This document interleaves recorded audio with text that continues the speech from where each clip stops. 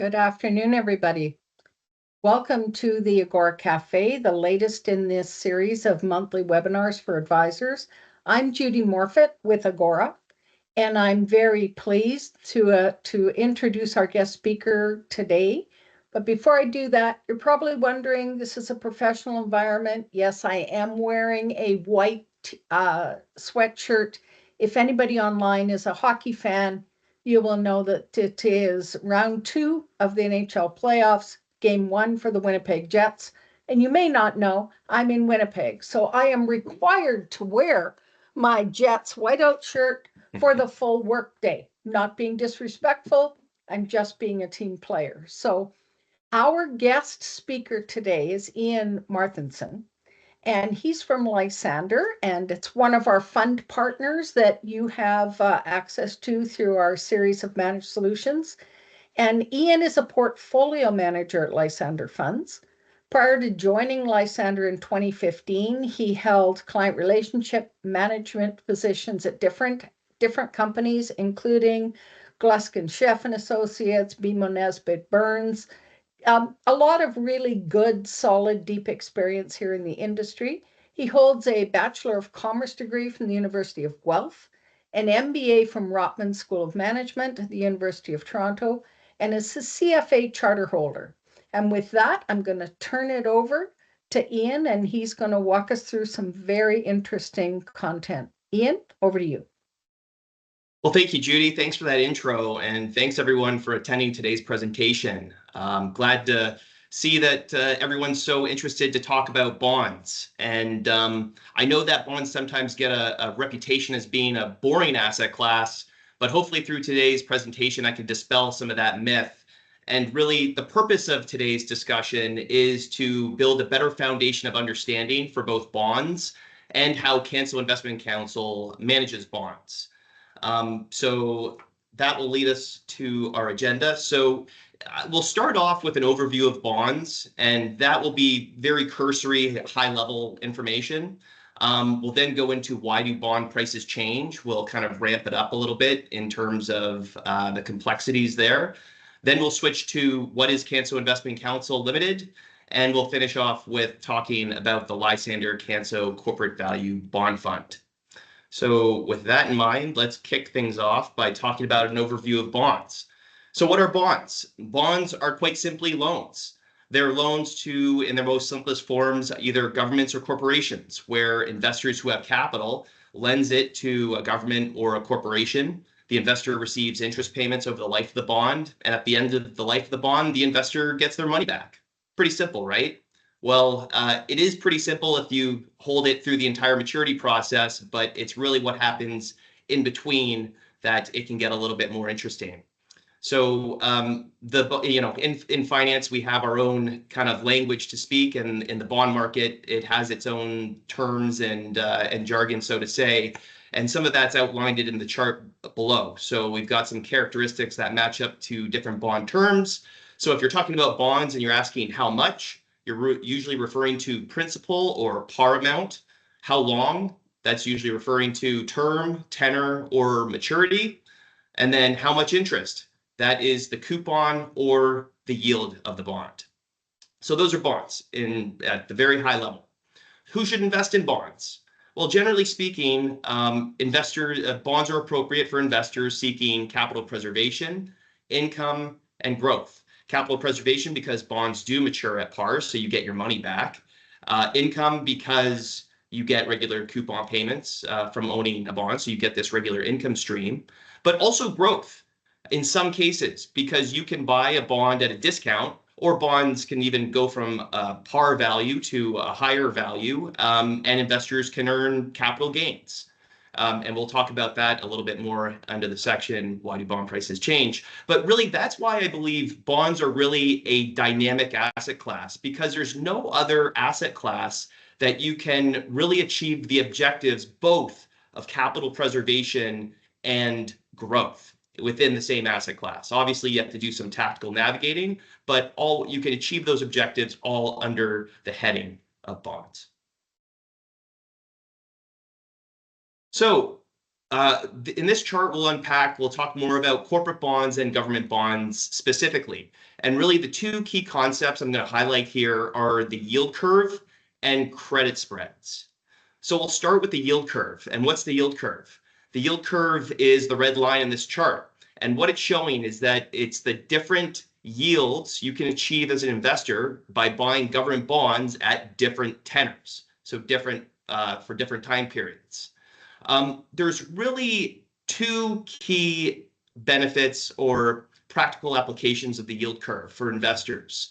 One of them is that it can be used as an economic forecasting tool, and the other is the fact that government bonds are used as a benchmark rate for all other loans or bonds in a domestic economy. So let's start with the economic forecasting tool. How is it an economic forecasting tool? Well, if you start at the left-hand side of the yield curve is anchored by the overnight rate. So the overnight rate is set by central banks, in Canada, the Bank of Canada's case, and actually in the US, we're about 25 minutes away from them setting their own or changing or making a decision on their own overnight rate, which is expected to stay the same, but I digress.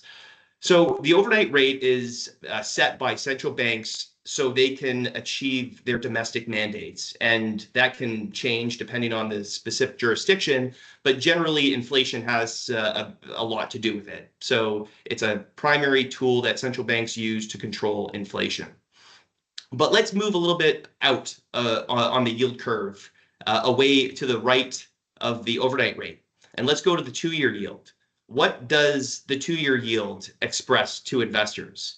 And again, this is where I guess I should back up and say that when folks refer to government bonds, they also just tend to bucket them all together under one term and to say interest rates. What are interest rates doing? Are interest rates going up or going down?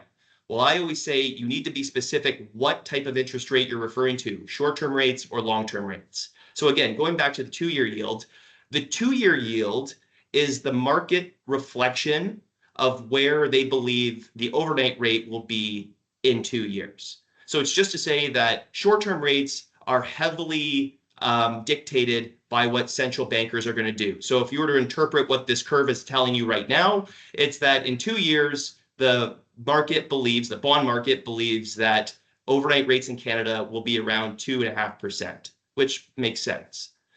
If you keep moving farther out, and if you go all the way to the 10-year yield, the 10-year Government of Canada yield, it becomes less about a reflection of where they believe or the market believes overnight rates are going to be, and it becomes more of a buildup of risk premiums. And another way you can think about it is if you're lending money as an investor to the government for 10 years, what do you want to be compensated for?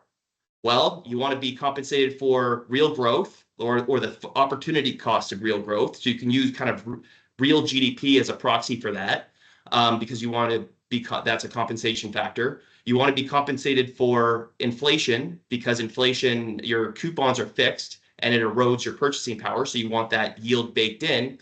And then there's another factor, which we call a term premium, which is the textbook definition of term premium is the additional premium for locking up your capital for 10 years rather than just rolling short-term bonds. But I like to think of term premium as a premium for financial prudence. And this actually has a lot of application in the US today, because what's happening in the US in terms of the US yield curve is that you're seeing it steepen. You're seeing long-term rates go up while short-term rates are coming down. Why is that? Well, of course, it's a multitude of factors that you can never draw a straight line. But part of the reason why the long-term yields in the US are going up is because because of all the Trump tariff policies and economic uncertainties, they are being penalized in terms of their financial prudence. So bond investors are demanding a higher yield, which is a catalyst for longer term rates to go higher. So again, when you think about any long-term government bond yield, whether it's the US or Canada, you can think of it or decompose that yield in terms of real yield, which is real growth, proxy for real growth, inflation premium, and then term premium. So this is where you can also think about the shape of the yield curve. And you've probably heard about the shape of the yield curve and what the yield curve is telling you. Well, we often say that a normal yield curve, in a normal environment, yield curves are positively sloped. And that makes sense because if we're in kind of a normal economic expansionary environment, as you go farther out, you would expect greater growth, greater inflation, and that's what you'd want to be compensated for. But then you look at this yield curve, and again, this actually is as of February 28th. So if you're seeing that the numbers look slightly off, it's because it's a little dated. But what is the yield curve telling us today? It's very flat. So it's essentially saying that there's no consensus in terms of what's going to happen in the future. A flat yield curve essentially is the market saying that there's going to be stagnant growth going forward, or just a lot of uncertainty, and that's what's being reflected. Another dynamic that we saw recently, and something that you hear a lot more in terms of the US, is the inverted yield curve. And that inverted yield curve is it's a predecessor to a recession. It's a pretense to a recession. Why is that? Because again, buildup of real growth, inflation premium, term premium. If long-term rates are lower than short-term rates, it means the bond market is telling you there's going to be less economic growth, less inflation, which is usually indicative of a recession. And that is essentially how you can connect the shape of the yield curve to economic forecasting. So that's that right there. That's the first point. Second point is that the yield curve is used to set benchmark rates in a domestic marketplace. So what do I mean by that? So I like to compare, for simplicity purposes, you can compare bonds to mortgages. A mortgage is just a bond by another name, except instead of when you pay a mortgage payment, mortgages are amortizing. So they pay a mortgage payment is a combination of interest and principal, where bonds are just interest only and you get your principal back at the end. But in terms of mortgages and the yield curve, think of it this way. Would a bank ever give you a mortgage for a lower amount than, let's just say, the Canada 5-year yield, in the case 2.6%? Well, no, because why would a bank ever lend you money at a lower rate that they could lend money to the government of Canada, quote unquote, risk-free? So this is actually a nice segue into the concept of credit spread and corporate bonds. So the blue line in this chart is illustrative of the point of credit spread. And what this is showing is the yields you would achieve by investing in Pembina pipeline bonds at different tenors. And what this shows is the lines that connect the two illustrate the credit spread. So what is credit spread? It is simply the yield advantage investors receive by lending money to a corporation versus lending money to a government. So another way, and actually credit spreads are very important for bond managers because they're a very commonly used valuation tool to compare two different corporate bonds. Because you don't compare two corporate bonds on a yield basis, because if you did that, then you're not factoring in the shape of the yield curve. To isolate the shape of the yield curve, that's why we focus on credit spread. And it's just to say here, using Pembina as an example, if you were to look at the 10-year yield of the Pembina bond and the 30-year yield of the Pembina bond, what is this telling you? Well, both bonds are yielding, 5.18% for the 10-year bond and 5.17% for the 30-year bond. You might say as an investor, these just seem like, there's no difference between the two. They both yield the same. Okay, one's 30 years, one's 10 years, but they have the same yields. They must have similar valuations. Well, no. If you do the analysis on a spread basis, it paints a little bit of a different picture. So if you take the difference between those two yields, so on the 10-year, the spread is 228 basis points, or 2.28%. 1 basis point is 1/100th of a percent. Whereas the 30-year Pembina bond has a spread of 205 basis points. So the takeaway from that is, while on a yield basis, the Pembina bonds between 10-year and 30-year tenors look similar, on a spread basis, the 10-year bond is more attractive. And given the fact that it is a shorter term bond, so you're taking less interest rate risk, from a valuation perspective, you would gravitate likely to the 10-year bond all day long. The other thing I'll mention about a credit spread is that you can also think about it in terms of an inverse PE ratio. Folks tend to understand equities a little bit better than bonds. And when you think about a PE ratio on a stock, that's just the multiple you're paying for that stock above the corporate earnings. So for stocks, you want a lower PE ratio. Same idea with corporate bonds, except it's in reverse. Well, in bond land, everything's in reverse. But so that means that what you want as a credit investor is a wider credit spread because you want that higher compensation. And then as credit spreads tighten, tighter credit spreads means higher valuation. So in the vein of buy low, sell high in the corporate bond market, you want to buy when credit spreads are wide and sell when credit spreads are tight.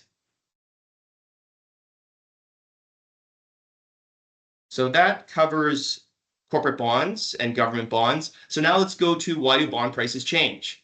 Why do bond prices change? Well, put simply, it's because there's a secondary market for bonds. So after a bond is issued, a bond is a contract. If an investor were to lend money to a government or corporation, buy a corporate bond, let's just say that investor wants their money back early. Well, they can't just go to the company and say, I want my money back. They have to wait until the bond matures. Well, what other option do they have? Well, they can sell the bond to another investor. But the price that the investor receives for that bond might not be par, or the amount that they put up, depending on interest rate and credit factors. So depending on factors around interest rate risk or credit risk. So what's interest rate risk? Interest rate risk is the risk that interest rates change over the life of a bond.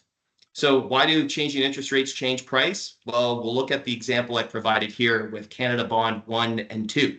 So actually, these are live examples, by the way. These are real bonds. Canada Bond number 1 issued in 2020 with a maturity of 2030.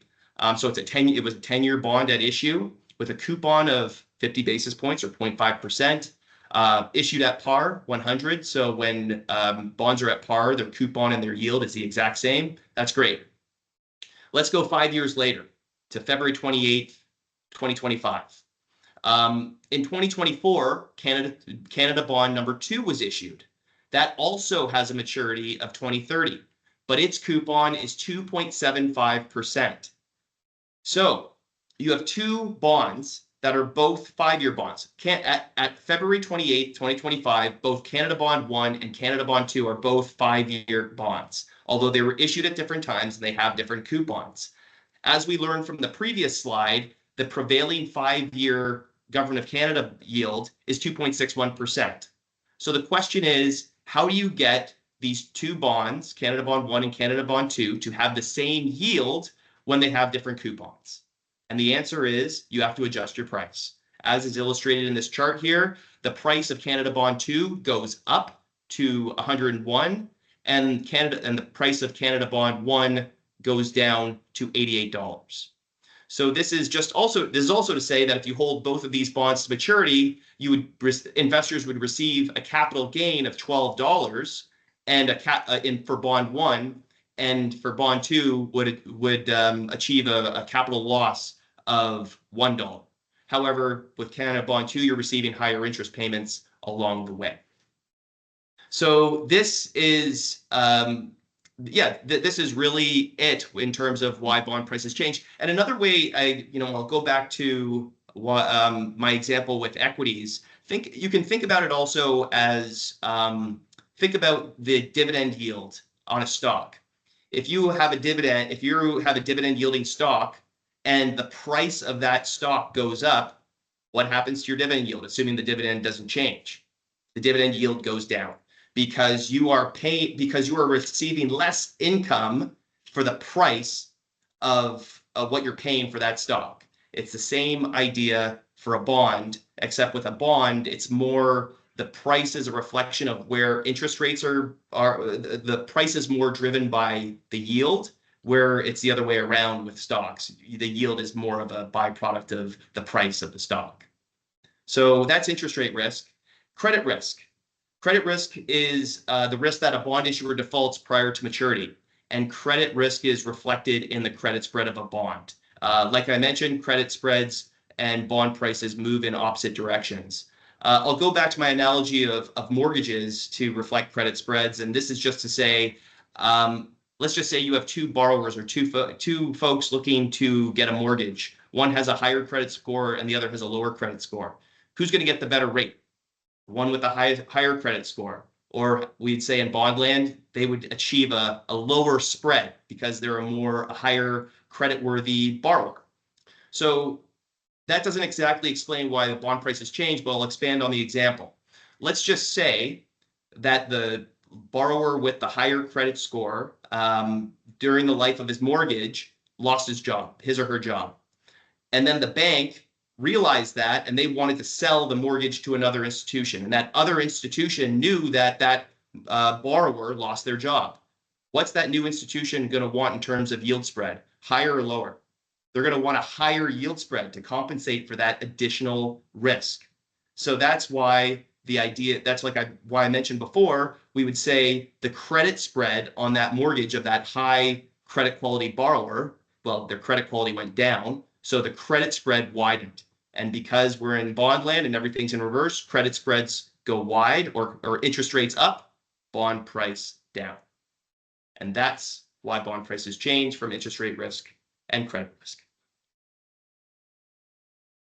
So to summarize, bonds are loans. Investors lend money, receive interest, and have their money returned at maturity, and bonds mature at 100. In general, investors can lend risk-free to governments, but can achieve greater yields by lending to corporations by accepting more credit risk. And then 3, bond prices change because bond coupons are fixed. Therefore, price is the mechanism to adjust the yields of bonds because of interest rate risk and credit risk factors. All right, let me take a sip of my coffee here. In the spirit of the Agora Café. So that rounds out our discussion on bonds, and now we're going to move to Canso Investment Counsel. So what I like to, before I dive specifically into Canso's process, I like to start by giving context to the origins of Canso, because I think it's very important, and its origins really bleed into its investment methodology. A common theme you'll find with Canso and also with Lysander is aviation. And the aviation theme really goes back to our founder, John Carswell. John Carswell, his family has a deep history with the Canadian military, specifically the Canadian Air Force. So John Carswell served in the Canadian Air Force as a navigator back in the days when you had to calculate bearings by hand. So his acumen, his mathematic acumen was tested very early in his career before finance. And farther back, John Carswell's father, Andy Carswell, also served in the Canadian military during World War II. Andy Carswell flew Lancaster bombers for the Canadian Air Force, and he was actually shot down in one mission, survived, and spent the war in a German POW camp. There's actually a book that was written on Andy Carswell's exploits, and if you're so interested, we could provide that to you. But it's after the war, Andy Carswell returned to Canada. He settled in Victoria, BC, and he flew the Canso aircraft doing search and rescue missions off the coast. So fast forward, when John Carswell decided to start his own investment company, he named it Canso not only as an homage to his father, but because he felt that the characteristics of the Canso aircraft were very similar to those that you'd want in a bond manager. Not the most pretty aircraft, or flashy, but it was rugged, it was reliable, and it could operate in multiple environments. And those are core values that, or characteristics that Canso tries to emulate when they manage bonds. Another common theme that you'll run across with Canso is independence. So independence also goes back to our founder, John Carswell, because after his stint in the Canadian military, he got his MBA from Queen's University and got his first job working at Mutual Life in their private placements department. So John spent many years, I want to say, 12 years working at different firms, analyzing corporate bonds. And one thing he found prior to founding Canso is that there was a real lack of independent due diligence that went into analyzing corporate bonds. So it was on that fundamental pillar of independent due diligence when analyzing bonds that John Carswell founded Canso in 1997. And that remains a core pillar of Canso's investment process today. And that's where I'll take a moment to just mention the relationship between Canso Investment Counsel and Lysander Funds. We are affiliated companies. Lysander Funds came to be in 2009 because Canso is much more of an institutional focused investment management shop. And when they developed more of a track record in their bond funds and got interest from the retail landscape, John didn't want to have a sales department within Canso. Canso is very proud of the fact that they're an investment firm run by investment professionals, and he wanted to, separate the conflicts of interest between sales and portfolio management, because John believes that when the going gets tough in portfolio management, you have to do what's right and not what the crowd wants to do. So it's good to have that separation there. So that's why he founded. So John also founded Lysander Funds initially to distribute Canso managed investment funds to the retail landscape in Canada. However, since then, Lysander Funds has grown up. We don't just distribute for Canso. We have partnered with other 7 other portfolio management companies that share similar characteristics to Canso in that they are independent asset class specialists, and we are 100% Canadian owned and operated, as well as our other partner portfolio manager relationships. So that's the relationship there between Lysander and Canso. Going down the deck here, this shows Canso's credit research team. So like I mentioned, Canso is very proud of the fact that they're an investment firm run by investment professionals. And one of the ways that they're able to do their own independent due diligence when analyzing corporate bonds is by having a deep bench in credit research. And this chart shows the Canso credit research team. There are 30 individuals on this list, and there's 66 folks in total at Canso. So just about half of the personnel at Canso are part of the credit research team. And this is very important because when it comes to doing the deep dive on corporate bonds, which often goes beyond just doing the everyday financial analysis, like running discounted cash flows, etc. It's also about going through trust indentures and getting opinions on different words on what they mean in terms of what it ultimately means if a borrower were to default. What would be the protections for the bond investor? It's that type of due diligence that Canso really prides themselves on, and you really need that deep team to get all that work done. So this is a combination of senior analysts and junior portfolio managers, and that really helps Canso with their depth in terms of being able to analyze multiple credits, and it also helps with the succession planning of the firm because the junior analysts grow up and become senior analysts, and Canso generally hires new analysts through their summer internship program. Moving along, this is the analysis process at Canso, and this is really where I like to say the magic is made at Canso. The way I personally like to synthesize Canso's process very simply in one sentence is to say that Canso goes out into the marketplace in the credit landscape, and they ask themselves the question, are we getting properly compensated for risk assumed? Now, that's a very basic and simple statement, but you can just dissect it into 2 different parts. There's the compensation and there's the risk assumed. What is compensation and credit?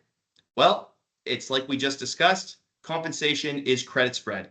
Canso is looking for bonds that pay them credit spread, but it's not credit spread at all costs.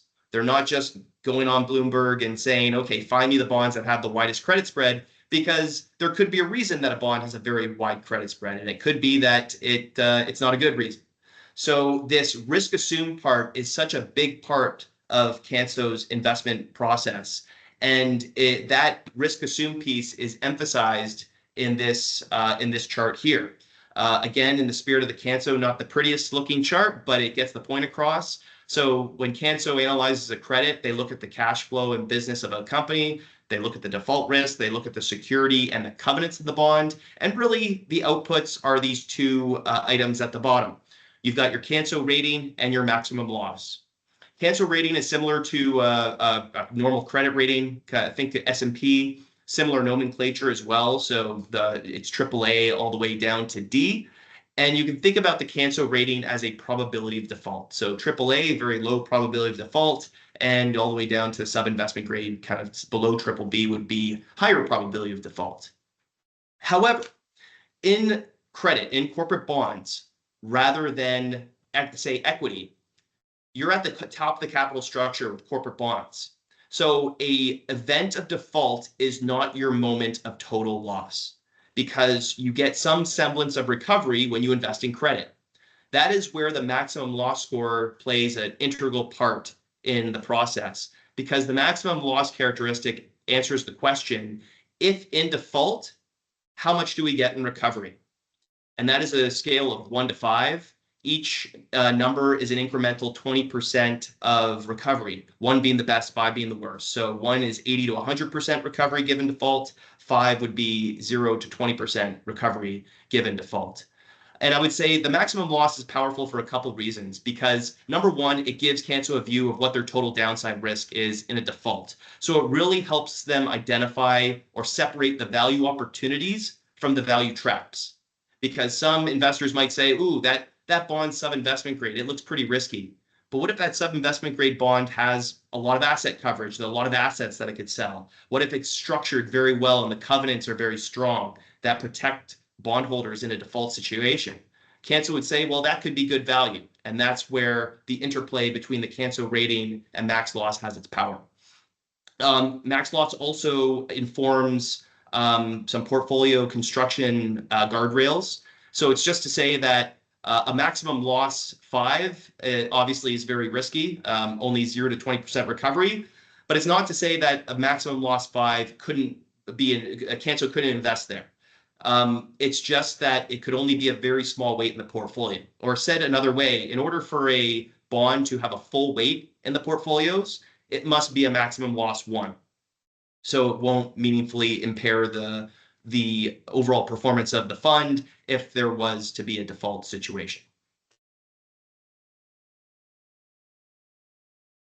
So that's the Canso analysis process. Again, they're going to the marketplace and they're asking themselves the question, are we getting properly compensated for risk assumed? So this is where we can apply some of what we've talked about already in this presentation.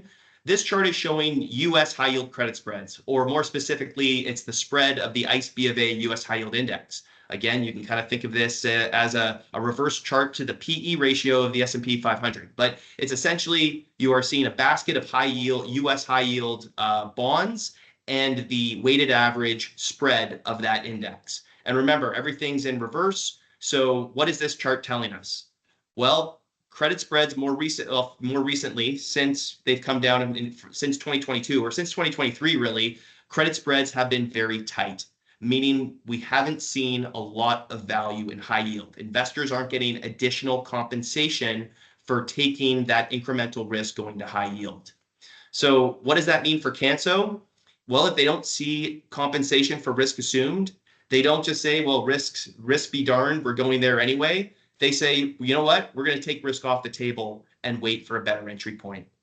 So this is a little bit dated too, and April was a very volatile month given Liberation Day and the multiple blinking that was done by the Trump camp.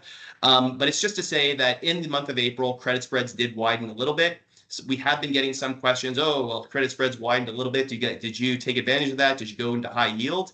The answer to that is that Canso added some existing positions in the portfolio, but even though credit spreads widened, relative to their history, they didn't really get to very attractive bargain basement valuations where they saw like lots of opportunity to take advantage of. So the answer to that question is yes, even though there was a pullback in the market, the market still didn't represent a lot of great value.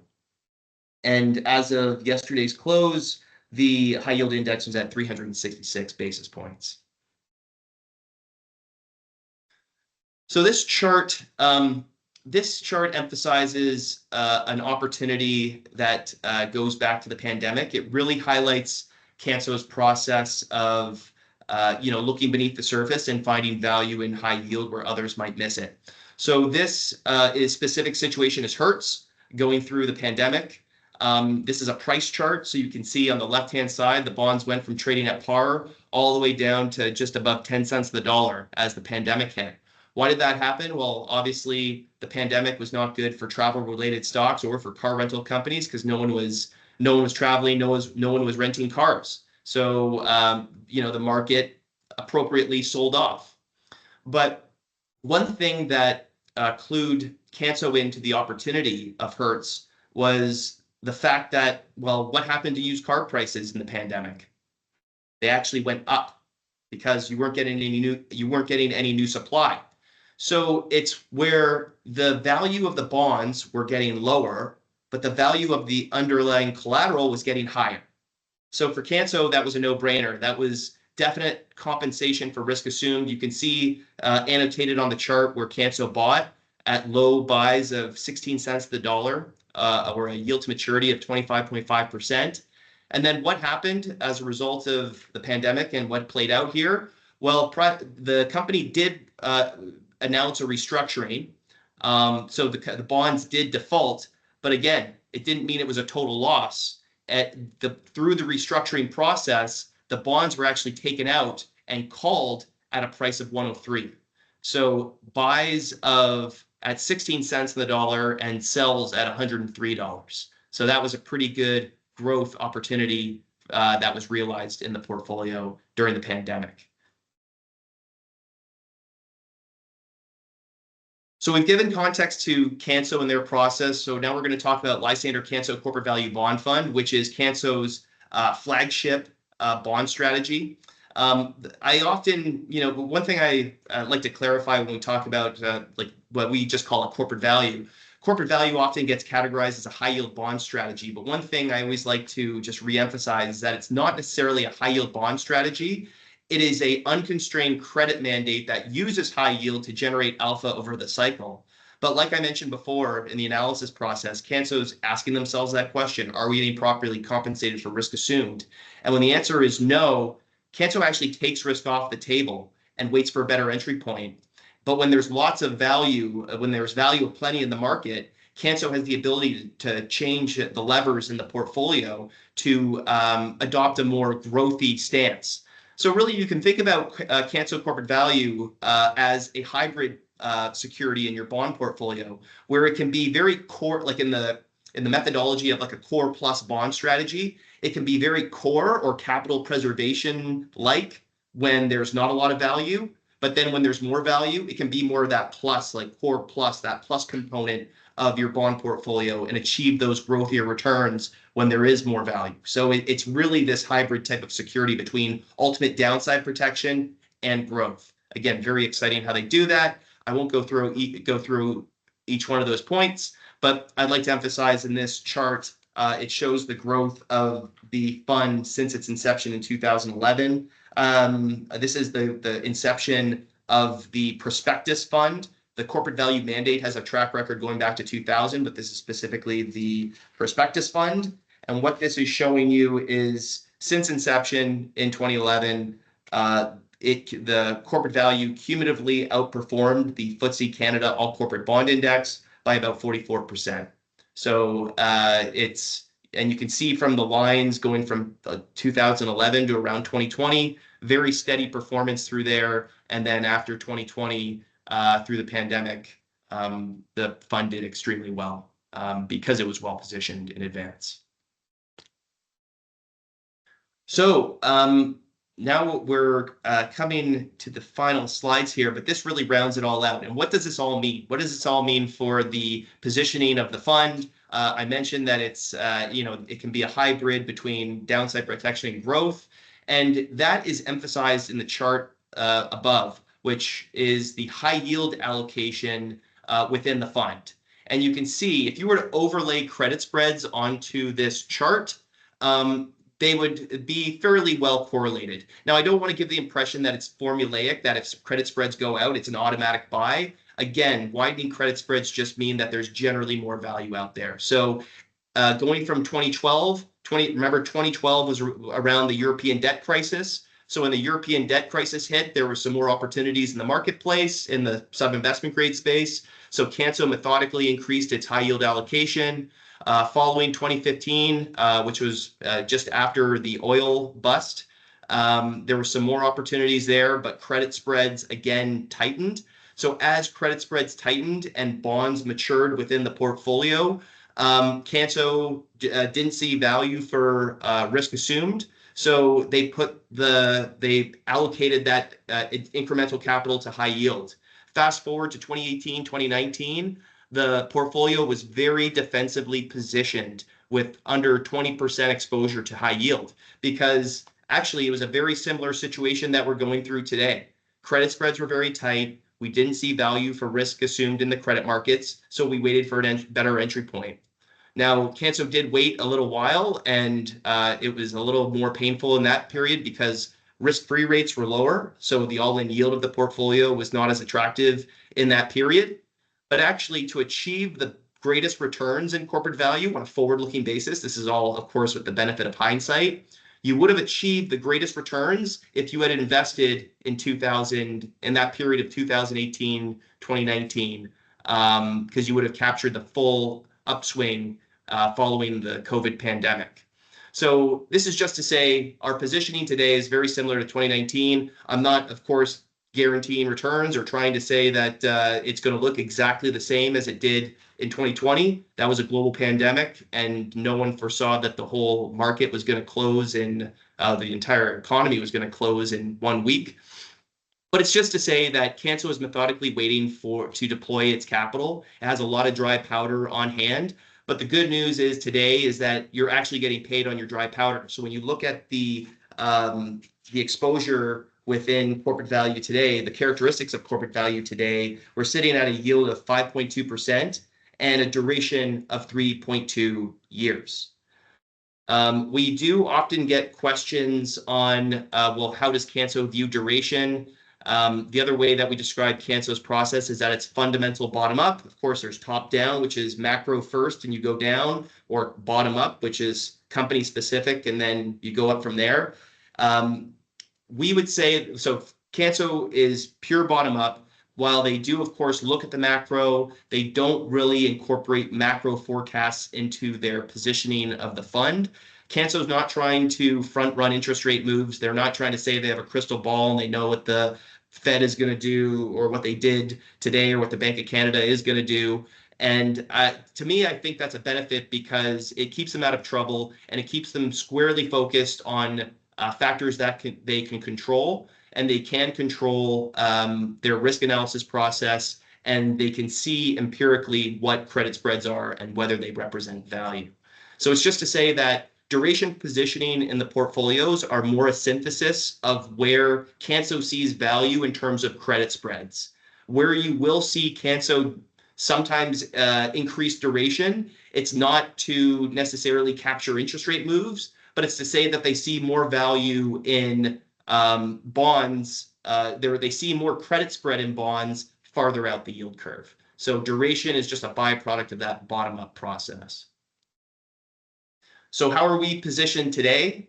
As I mentioned, very high quality. You can see our dry powder, quote unquote, bucket, which is AAA and AA securities, is 54.1% as of March 31st. The AAA exposure is a combination of Government of Canada's NHA MBS, which are mortgage-backed securities that are backed by government-guaranteed mortgages. So they're rated AAA. And then we've got covered bonds in there. So those are covered bonds are bonds that are issued by Canadian banks, but they're further collateralized by a separate carved off pool of high quality mortgages. So investors have both collateral to the bank and the pool of mortgages. So they're rated AAA. And that's a way just to squeeze some extra spread out of high quality securities in the dry powder bucket. I will say, because we also sometimes get questions that, I noticed that there's a lot of government bonds in Canso's portfolio. I thought they were a corporate bond manager. Well, yes, they are a corporate bond manager, but Canso is always learning. they always have takeaways from past events. And it was the pandemic that was a real learning experience for Canso in terms of the composition of their dry powder. Because Canso didn't used to invest in Government of Canada bonds, but their dry powder was mostly covered bonds, bank covered bonds, and NHA MBS. What they discovered during the pandemic is when liquidity froze up in that month of March 2020, the only bonds that received a bid were Government of Canada bonds. Or to say a different way, I won't mention the bank, but Canso owned a covered bond from a specific bank, and that bank wouldn't even bid their own covered bond.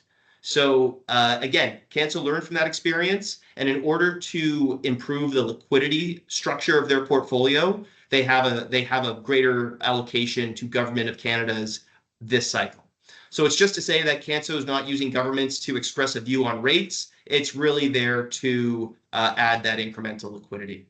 But like I mentioned, and also you can see the sub-investment grade exposure is below 16.5% to below BBB as of March 2025. Again, it's not to say that credit spreads are tight. There's no value in high yield. Canso is seeing some pockets of value in high yield that they invest in. And like I mentioned, in this last bout of volatility, they added to some existing names there.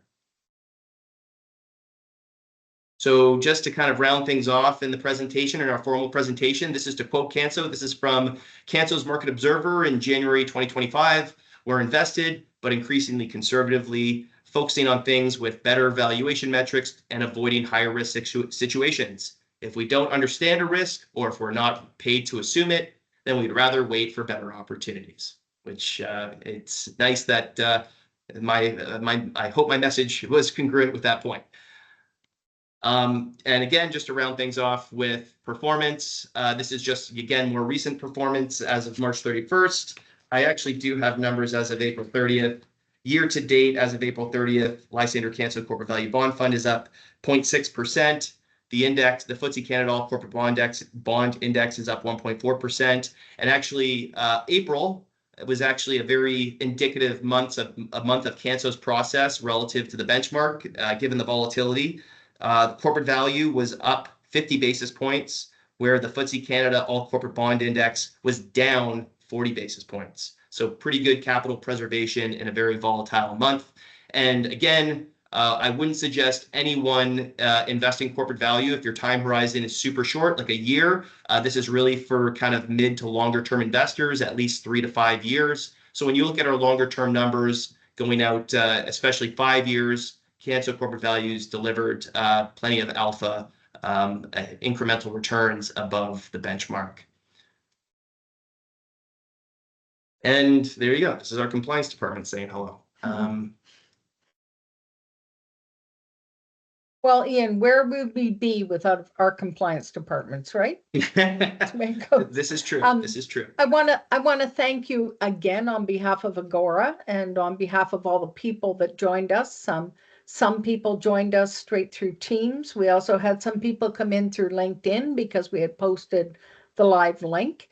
But you've shared a lot of insights into the bond markets and how people should navigate them and think about them. I have no doubt that with what the markets are rocking and rolling right now, that the advisors who are on the call are getting a lot of questions. And you've answered, you and I had talked about a few questions ahead of time, which you answered within the presentation. Thank you very much. Absolutely. But you've talked about, one thing you talked about is, how did the election in the US impact the bond markets? How did all of the fun with tariffs impact the bond market? And I want to kind of stay in that political realm where we've all seen what's gone on in the first 100 days. That's a big measurement point in US elections. But as you, and I'm very happy to see the depth of people you have doing research, but with everything you have access to, after the first 100 days, what have we learned? Are we any wiser to what might come next, just so that the advisors on the call are prepared and have maybe some talking points? Sure. I think one thing we've learned from the last 100 days is that the market can it can be very different on a day-to-day basis or on a tweet-by-tweet basis or whatever you call them. I guess you don't call them tweets anymore, but whatever they're called.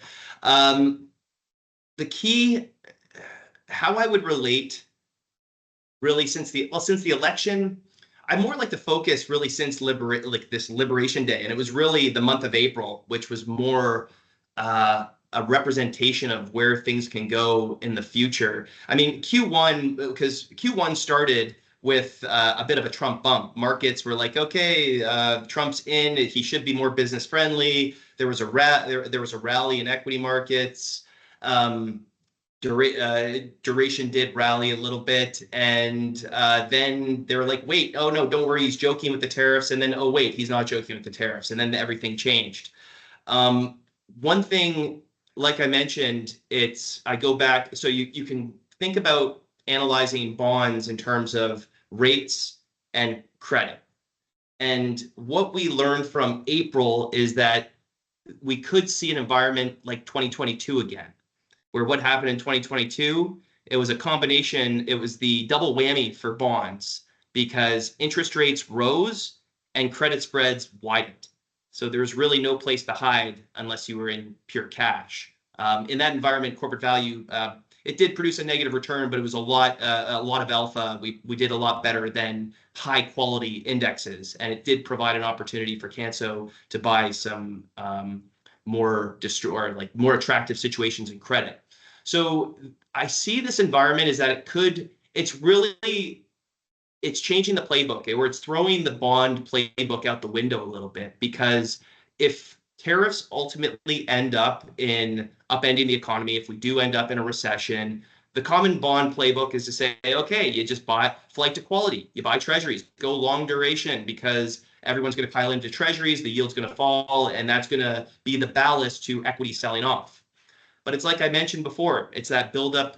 How do you decompose longer term rates? It's the buildup of a real yield, inflation premium, term premium. A couple things that that throws a wrench in that playbook. Well, tariffs could drive inflation, not from a demand perspective, but from a cost side, cost push inflation, as they could say. So that could lead to higher risk premiums in longer term bonds. And then you have the term premium. If the U.S. continues to run deficits, if the U.S. is just less of a reliable trading partner, investors might shy away from investing in U.S. government bonds. I know there's been circumspect of, oh, is it China dumping their bonds? Is it leveraged trades that are unwinding that's caused the incremental volatility? And you know what the answer is? It really doesn't. No one really knows exactly. There has been, I mean, even Jerome Powell said that you can't really trace these things exactly, but it's just to say that on a marginal basis, there's more catalysts right now for longer term yields to rise. So that, again, that playbook of buying duration, if we're in a recessionary environment, kind of goes out the window. So this is where it's more of an opportunity for active bond managers. And again, talking my book here, but I would say it's an opportunity for a manager like Canso, because Canso is not looking to earn their alpha, their value add through timing interest rate moves. It's just, are they getting properly compensated for risk? They're looking for opportunities in the credit markets. And in all these periods, in this period of uncertainty, it could create more opportunities in credit. And also, to capture those opportunities, you need to be well positioned ahead of it. You've got to have the so-called snow tires on before the storm. And I would say corporate value has that positioning in spades. So right now, we're very attractively positioned because we're still offering that attractive kind of 5% all-in yield right now, very low sensitivity to interest rates. But then we have that positioning to take advantage of future volatility in the credit markets going forward. Got it. Thank you. Thank you very much. I want to open the Q&A. So I've kind of opened it with one question. I know that we have a group of people online here, including, it looks like there's a group in a boardroom out in Eastern Canada. So if you have any questions for Ian, we have him here. Just enter them into the Q&A. You'll find the Q&A button at the top of your screen, and Ian will be happy, of course, to respond. while we're waiting for those questions to come in, I just want to reiterate that Agora, this is a series of cafes, and we're very happy to have Lysander and Canso with us today. This is one of the fund partners that Agora works with in the Managed Solutions series. So if you would like any more information about the series or about how Canso and Lysander fit into it and the type of support they can provide to you, please let me know, or my email will be in the invite, or you may know Mark Probin, who's our wholesaler product manager. He could also give you some information. So I'm just waiting here to see if we get any more questions in. I don't see a lot coming in. Well, it's either I've answered everyone's question or I haven't dispelled the myth that bonds are boring. So I hope it's more the former. Well, actually, this was the least boring presentation I've ever seen about bonds. So thank you. Well, thank you. Thank you for that. Okay. Well, I do just want to say, well, thank you everyone on the call for attending and for your support of Lysander Funds and Canso Investment Counsel. We, like Canso PMs say this all the time, they understand that they're managing people's safe money and it's not a job they take lightly. So just thank you very much for your support. And thank you. And with that, I mean, we have one comment. Someone said you did a fantastic job, Ian, and I actually support that. And to everyone, watch for our next Agora Cafe. We're working on some content, and we'll be very happy to promote that to you. So with that, I'm going to close off the call with, of course, for any hockey fans on the call, let's make sure we get all 3 Canadian teams through round 2. We want to bring I can get the on cup board home. with that. Okay. Thanks, everyone. Thank you.